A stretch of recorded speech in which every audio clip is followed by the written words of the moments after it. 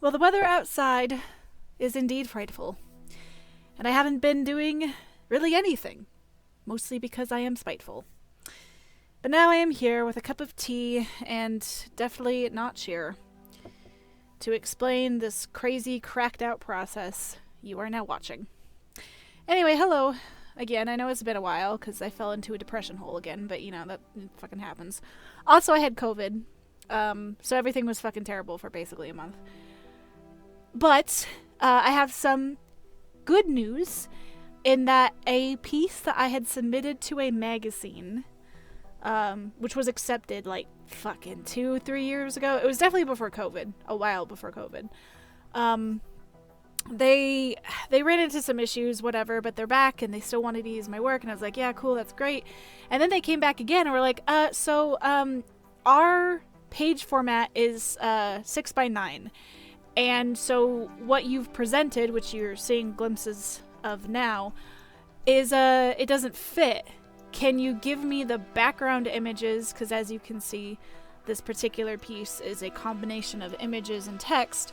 Can you give me the background images and I'll sort of massage things around? And I was like, well, so the problem is I made this piece, which is called Mother-Shaped Hole. I wrote this over a decade now, or well, maybe not over a decade, around a decade. It's been about 10 years.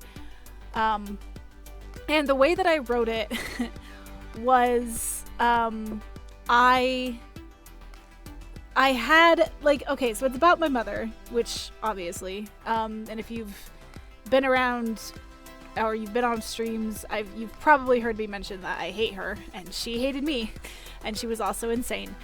So my childhood wasn't great.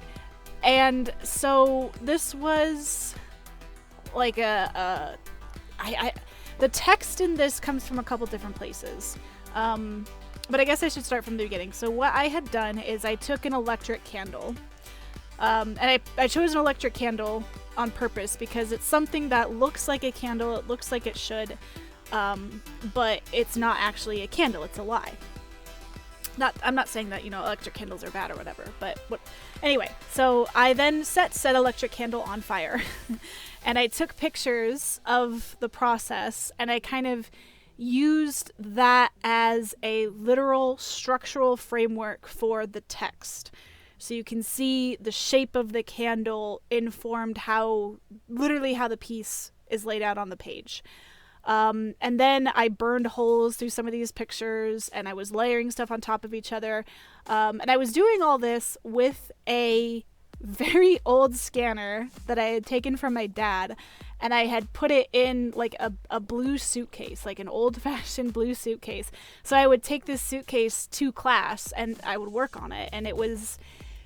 Yeah, so this was before I had access to like Photoshop or GIMP or anything Photoshop adjacent, and so I basically had to go back to that editor from this magazine and be like,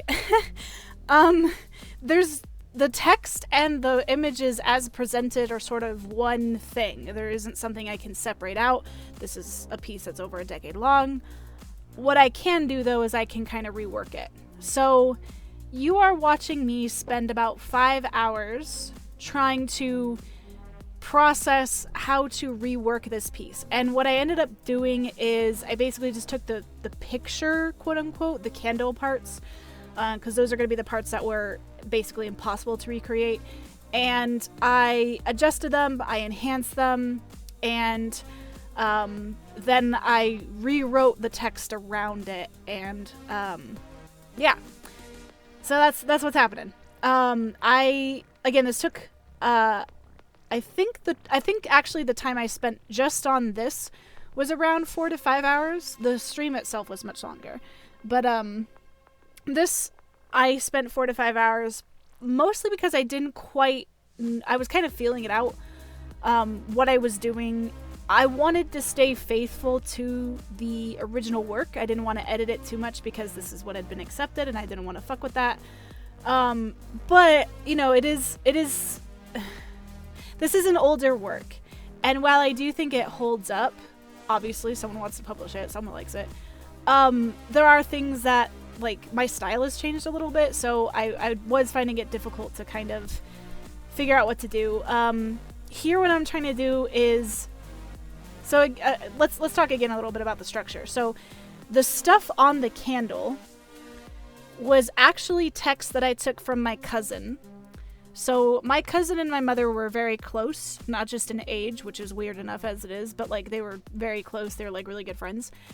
And my mother's side of the family never quite understood nor believed how bad my mother got. Like, I don't want to get too much into it, mostly because it sounds like a fucking sad fest, but my mother did actively try to kill me.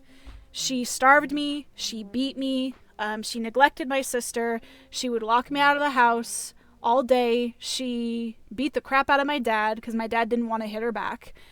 And yeah, so I resent her a lot, even now. And I remember this, it was a Facebook exchange, because of course it was. So I'm really estranged from my mother's side of the family because I don't think they really wanted to see or believe how bad she really got. And they're, that side of the family is quite filial, by which I mean, like, they very strongly believe that, you know, family is family. And given my experiences, I'm like, no, my family fucked me over.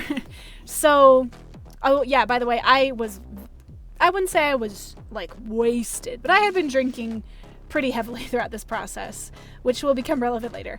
But the text on the inside was basically an exchange that my cousin and I had a while ago. And basically it was, she had said something to the tune of, you know, you're a lot like your mom. And she didn't know this, but that was actually an insult my dad had thrown at me. And it's really painful because it's one of my biggest fears, is that I will end up like her. So I snapped back at my cousin, basically saying, I part of me understands that you don't get this, but you saying that to me is an insult. Don't ever say that again. And her experience of my mother obviously was very different. So she was like, you know, she was this great, amazing person. She lit up a room. She was so amazing, blah, blah, blah. And so when I say you're like her, that's what I mean. And even then, like, I get where she's coming from, but it's still, I hesitate to say that it's tactless because, again, like, my impression is that my mother's side of the family really just does not get it. They didn't see what she became. So part of me wants to be like, you know, it's not really fair for me to say you have no tact when they don't really comprehend how bad it was. But I don't know how else I can explain it. So anyway, that middle text was basically everything that this cousin had told me about her, about how she viewed her and how wonderful and amazing she was. And what I had done, obviously I've laid it over the candle, the idea being that, you know, this was a false image. This is what you should have been, but you were not these things. You should have been a good mom. You should have been amazing, but you weren't. And it's kind of hard to see because this is a speed edit. I had to like increase the speed on this by like 600% because it was really fucking long. But there are bits of this text that are whited out, like mother or she or things like that. You can kind of see I'm editing it here and there. Because again, like, she wasn't really a mother. She was like a ghost of what a mother should be. So that's kind of where I was getting with that. Now the side text is a little bit different. The way that I laid the text that kind of surrounds the candle out is I had like actual lines. So if you look at that, and my plan is to show you the completed series at the end of this. But basically I laid out lines. So I would say something like, you are not what you should be. This candle is flickering and it smells like battery acid. It was actually really disgusting burning this candle. But I would lay it out like a line, like a paragraph, and then I would slap the candle on top, and I'd sort of split the text a bit randomly to kind of fit around this candle. And yeah, so the end result ends up being, for me at least, kind of a treatise on, like, I am a big fan of, I think I've mentioned this in other speed edits, but I am a big fan of poetry that kind of breaks convention in different ways. Some of my favorite poets really play around with this, and especially at this time in my life, like my thesis from this, so this was an undergrad piece, but my thesis from undergrad, this work, a bunch of other works from around this time period were really, the text was really informed by images that I was kind of incorporating into the work. That's still something I'm really interested in, and if I ever find enough energy or something, I have a piece, I've had a piece in mind for a long time that would sort of take advantage of that. This idea of using images, extra materials, you know, to sort of unpredictably affect how the text reads. And on the one hand, this is not quite a, I'm using quotes here, poem, in that it's kind of hard to read, right? Like, I could see a lot of people being like, how the hell do you read this? Usually what I would tell those people is, you just read it however the hell you want, and that is the correct way. I'm actually very interested to see how people read this, because people will be drawn to different things. So, like, if you're looking at this text as I'm editing it, the thing I'm drawn to is the burn hole where it says, I am innocent. And then I would probably start in the middle. Not what words she told, believe, difference, for God, for... And then you can kind of jump around from there. I see mothers popping out. She was full of life. She was full of life. I see all of this smart, fun to be around mother.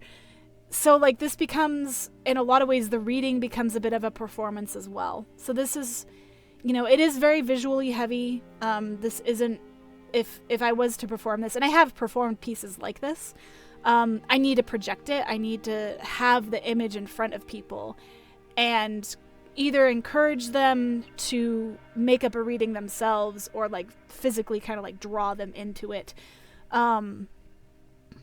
Which is fun. I like that. I like that a lot.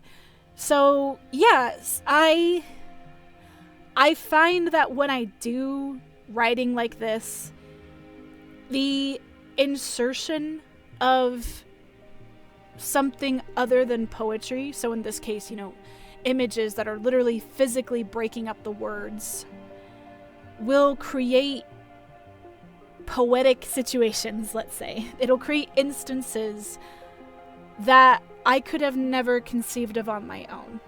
And that to me is really exciting, right? Like, I can look at a piece and be like, I could have never thought to do this myself. So yeah, in a lot of ways, it was really fun to go over this work, even though it is a little bit older and there are things that I would do differently. At times, like, kind of looking back at it now, I do feel like maybe it's a little bit cluttered. The text specifically inside the images feels... I can kind of see it feels a bit cluttered, I guess. Like, if I was to redo this, and maybe I will as like a remembrance or something, but if I was to redo this, I would probably thin out the text in the image portions. Like, I like the ghost, I called them, throughout the stream I was calling them the ghosties, the words that are kind of like purposefully faded out. I like those. I think those are interesting. They're doing a couple of things there. On the one hand, you know, they look like smoke, so there's a visual thing that they're doing. They also are kind of highlighting the fact that this whole situation, at least to me, felt like a lie. So it's interesting. There are definitely, like, sections of that, like, so you can see here it says, like, you girls grew up da-da-da-da-da, your mother's illness, da-da-da-da-da. I feel like I would just thin that out a lot more. I would still let the image kind of clip things irregularly, I would still let certain words get cut off because that's, again, it serves my purpose. But I do think I'd thin it out a little bit more. I think the side text, for the most part, is pretty solid. I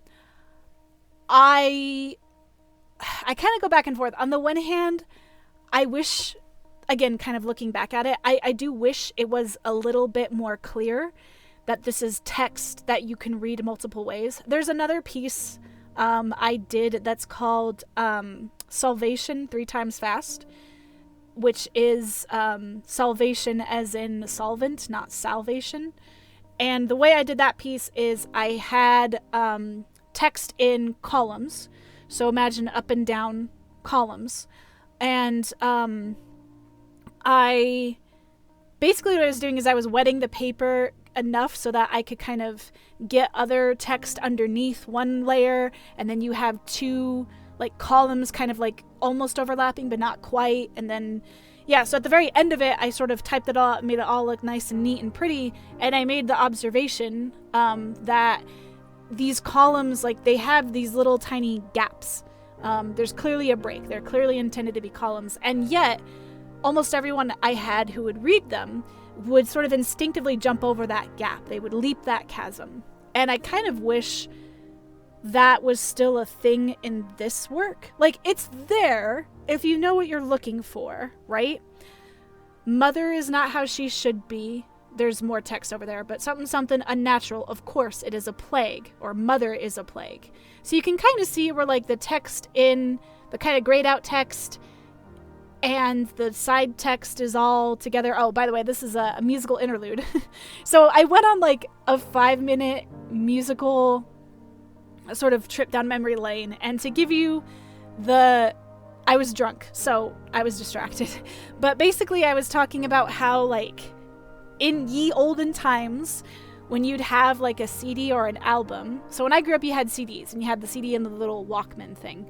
And I was talking a little bit about like hidden tracks. So like you had to listen to the last track on an album and literally just let it play. There was no Spotify. There was no fast forward button. You just let it play for 5, 10, 15 minutes, and then you'd get to the secret song. It was like a Easter egg.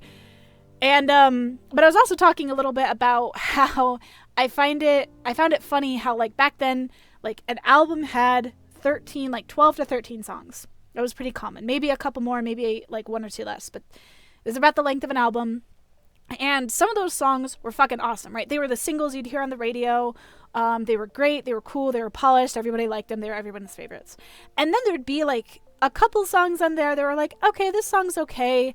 There might be 1 or 2 songs on there from like your favorite band that's like awesome. You love it, even though it's not played on the radio. And then there was always like what felt like to me like fluff songs, filler songs. So these are songs that, in my opinion, just weren't that good. But they were there because they needed it for the album. And what I like from musicians, more recent musicians, now is that, you know, with Spotify, you don't have to have an album. You can if you want, but you don't have to. So some of the artists I've seen, sorry, I'm kind of itchy. Some of the artists I've seen just do like a bunch of singles that are, maybe they're related in theme or whatever, but they're not like an album. And so there's 1 or 2 artists that I can think of like off the top of my head that I just like every single one of their songs because they weren't in an album. The artist who created those songs created them specifically because they liked it. That's it. That's all. They just liked the music. They liked what they were doing. They weren't trying to find filler. It just was a thing. And I like that. I like that artists now, some artists at least, have that freedom and ability to do that. And then I went on this little tangent about how, like, fuck, I don't know shit about the music industry. You know, I can imagine how if you're with an album or a record label or whatever, and they tell you have to do a certain thing, you have to do a certain thing, and blah, blah, blah. But if you can swing it, I do think that it is better to have, I'd rather see, like, 8 songs that are like, oh, I like this, rather than, you know, an album of mostly okay songs, a couple songs I really love, and then one or two that I could just, like, whatever. Tea. Okay. So we're getting there. One thing I do like about this piece is that it sort of starts off kind of incomprehensible. It's very, it's a visual piece. It's very visually arresting, I think. But as time progresses, there is like a question and a resolution. And again, like, this is a speed edit, so you're probably not seeing every fucking thing. But some of the earlier pages or pictures or whatevers, if you will, snapshots, there is this question of like, well, what am I? I killed her. What am I? And on the one hand, that's like a really personal reference. So my mother committed suicide when I was 13. And even now I feel some amount of guilt for it, even though I know it's not logical. And the reason why is because when I was, I want to say 10, 11, around there, one of my teachers had noticed that something was really bad. Like, something bad was happening. And I find it funny because this was after my mother had gotten what do you call that? A restraining order from the school I was going to, because she had threatened to kill the principal. So this was after that incident that a teacher was like, oh, like, maybe this is a problem. And she told me one day, hey, someone's here to talk to a student randomly about just life, and I thought you'd be a good candidate. And even back then, I knew, like, oh yeah, she's talking to me randomly? Okay. But basically, they just point blank asked me, like, is everything okay at home? And I told them no. And they said, well, what's wrong? And I just unloaded everything. I actually had glass in my backpack because so I had an allowance that not really an allowance. I think it was like gift money that like my grandparents had sent. It wasn't much. It was like $20 or something, which I guess back then, this was the late 90s, mid 90s. That actually is kind of a lot of money, but it was a gift, and my mother had taken it because she took all of our money. And my dad at the time, he was sort of aware of what was going on, but he was also working these kind of ridiculous, crazy hours. And again, hindsight being 2020, I found out why was because she was racking up so much debt that he had to work these insane hours to try to, keep us fed because she was spending so much money. And so anyway, I told my father, like, yeah, my mom had taken this money from me, and he had tried to get it back. And one night, my sister and I woke up because we heard this huge crash. And I told my sister, get under the bed. And I ran out to the kitchen where there was this hole in the kitchen window that led outside. And what I found out later is that my dad had confronted my mother and said that she needed to give me my money back. My mother responded by taking a can of Pepsi and throwing it at my dad. Fortunately, he ducked. And so that was when the can hit the window and created this big hole.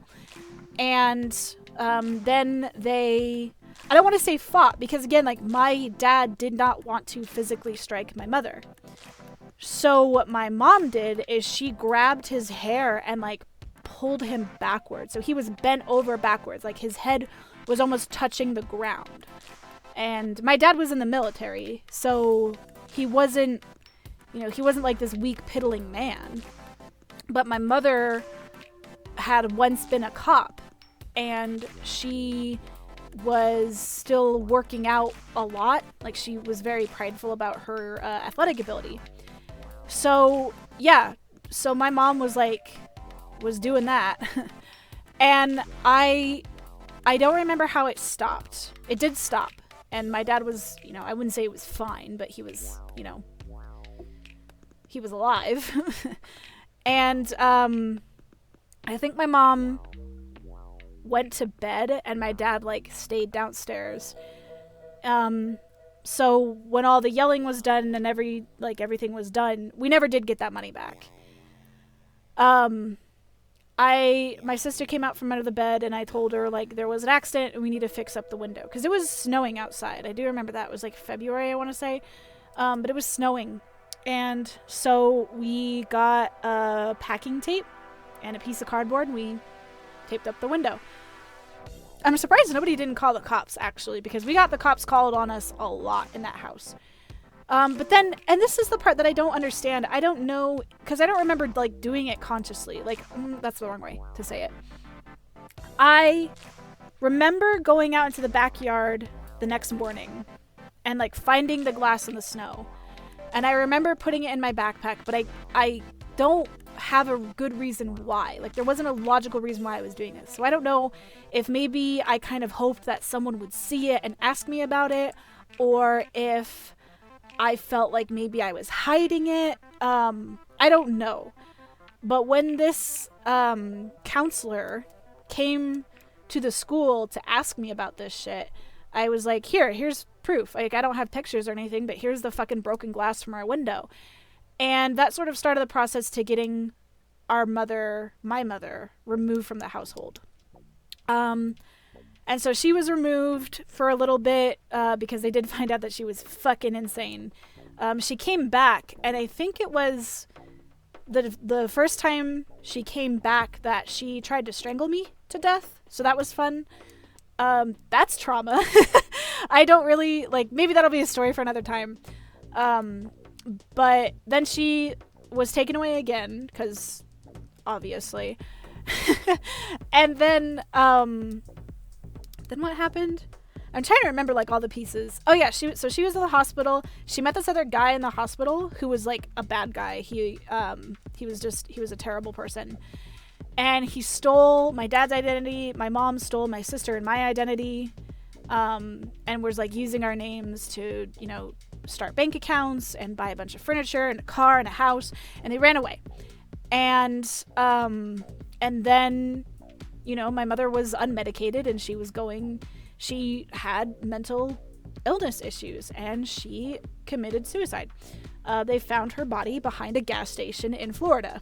So what an ignoble end.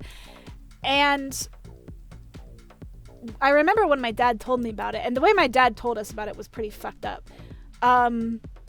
We came home from school one day, because I was picking up Amanda at the time. I'd been doing that a lot. We came home, and so my mother had bought like a bunch of junk. And somehow my dad had like recovered some of it. Some of the items were like exercise equipment, like big, like home gym stuff. And he had like piled it all up and covered it in a blanket. And the exercise equipment was like one of those like leg things. Like I don't know what it's called, but it was long. And there was a bunch of stuff piled up on top of it. So when we got home, I saw this thing covered in a blanket and I thought, oh my God, is that a dead body? And then of course my dad's like, your mom died. And I remember just asking him point blank, is that her body? And he said, yes. And I was like, we need to get that out of here. And he was like, no, it's not her actual body. It's her stuff. And I think like maybe he was trying to like give us closure or something, but it just scared the hell out of me. That's what I remember. It just terrified me. And my dad was not right about this for a while. I still don't think he's right about it. It's not something we talk about. So yeah, so all of that was horrible, and I felt that,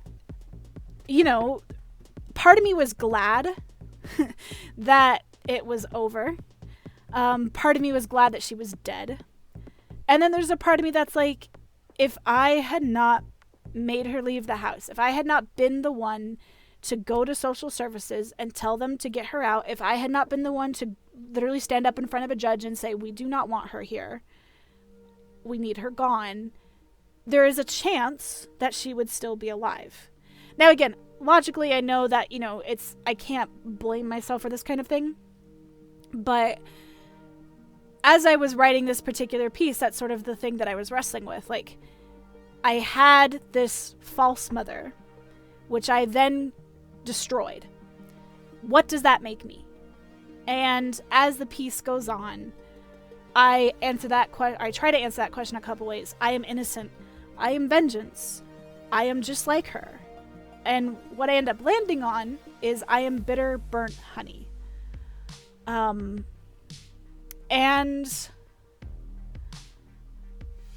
I don't know. I don't know if I can verbalize exactly what I mean when I say I am bitter, burnt honey.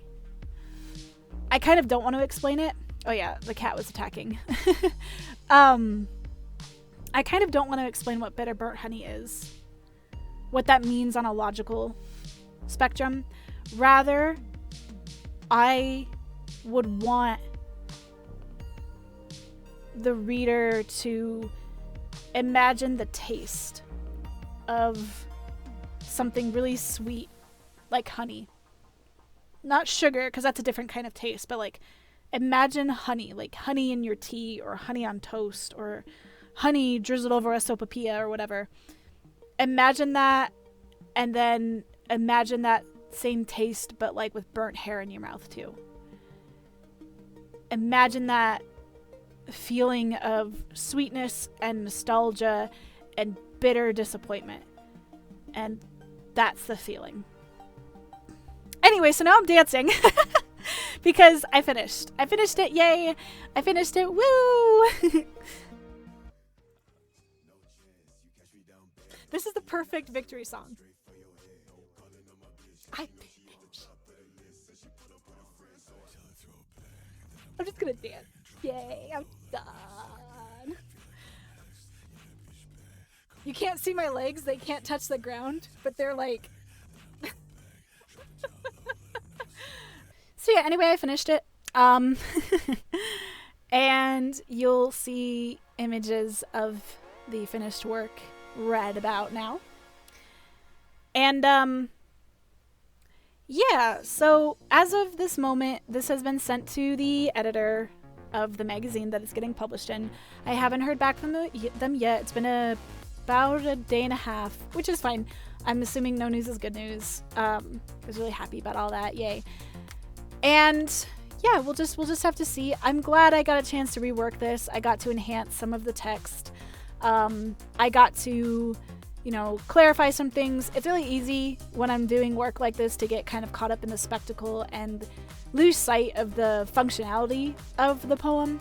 And yeah, so that's that. Mostly I'm just kind of chatting with chat at the moment. If you're wondering throughout this whole thing why I keep turning my head sideways, it's because I didn't have enough monitor screens. Like, I had one monitor screen for GIMP, I had another one for the original work, which I was kind of transcribing. So I wanted to have chat up, and the only way I could think to do that was to have it on my phone, and my phone was being charged, so it's like just sitting sideways off camera. So that's why I keep turning my head to the side and trying to read it. Also, my cat was being very annoying. She's with me now, sitting in my lap. I'm trying to appease her. But yeah, so what we're gonna do a little bit of a bonus round. Woo, bonus round.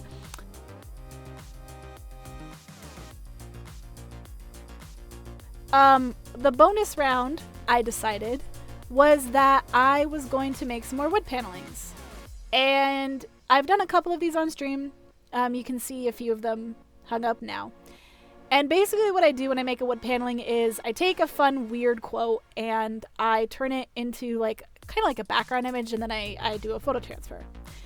So the quote that I've been thinking about that I thought would be great for this, and I've been thinking this for a little while, was a quote from this podcast called Welcome to Night Vale, and you'll see it shortly.